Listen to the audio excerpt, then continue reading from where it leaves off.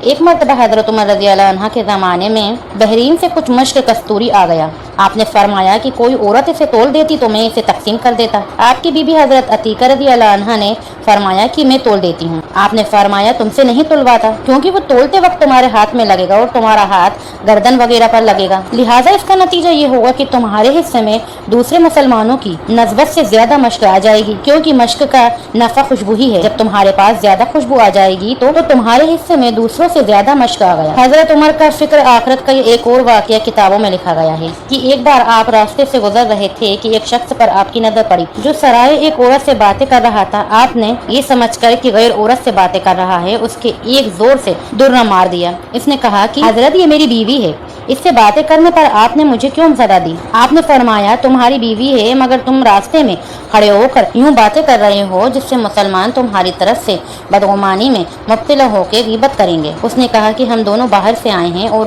میں ابھی شہر میں داخل ہوا ہوں اور میں اپنی بیوی سے یہ مشورہ کر رہا تھا کہ ہم کہاں قیام کریں۔ یہ سنتے ہی حضرت عمر کو اپنی غلطی کا بڑا احساس ہوا اور بہت پشیماں ہوئے، اور آخرت کے بدلے سے بچنے کے لیے انہوں نے کہا کہ اچھا تم بھی اپنا بدلہ لے لو۔ جب اس نے 3 بار معاف فرما دیا تب جا کے آپ کو اطمینان آیا۔